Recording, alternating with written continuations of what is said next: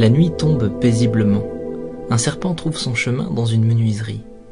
Alors que les ondulations de son corps parcourent le sol, il se coupe contre la lame tranchante d'une scie. Le serpent se dresse et frappe violemment la lame dentelée.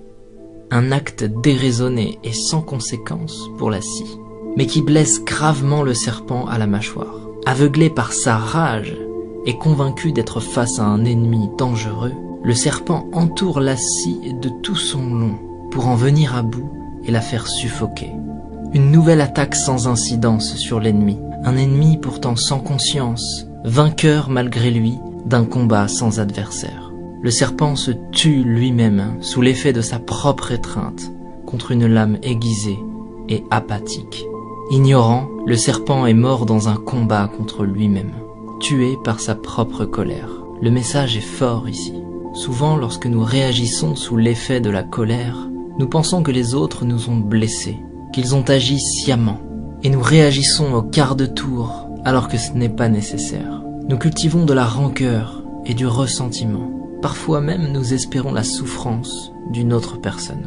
Mais en faisant cela, nous ne faisons que nous couper avec la lame de notre propre rage.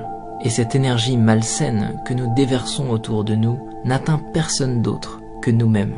De tels sentiments sont souvent inoffensifs pour ceux dont ils sont la cible et profondément néfastes pour notre propre cœur. Lorsque nous réagissons sous l'effet de la colère, plutôt qu'avec compassion, personne ne gagne. Ignorer la négativité est toujours plus sain. Pardonner, accepter et laisser passer est toujours plus habile. Se concentrer sur la création plutôt que sur la destruction est toujours plus sage. Et il est plus noble de bâtir la vie que nous voulons, plutôt que de chercher à détruire celle que nous ne voulons pas. Si quelqu'un se comporte mal avec nous, plutôt que de réagir avec agressivité et violence, peut-être devrions-nous comprendre ce qui est en train de traverser cette personne et faire preuve d'écoute et de compassion. Peut-être que sa journée est difficile. Peut-être que toutes ces journées sont difficiles. Lorsque nous regardons les choses avec une nouvelle perception, il est plus facile d'avancer, de laisser toutes les énergies négatives derrière nous, d'abandonner ce qui n'est pas constructif pour notre futur et de simplement laisser passer. Nous devrions avancer avant que la colère nous consume et nous détruise comme le serpent.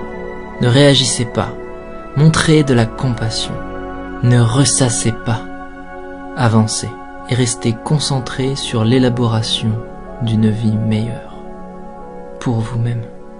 Ainsi s'exprime la métaphore du serpent et de la scie. Une petite histoire facile à raconter et que tout le monde peut s'approprier.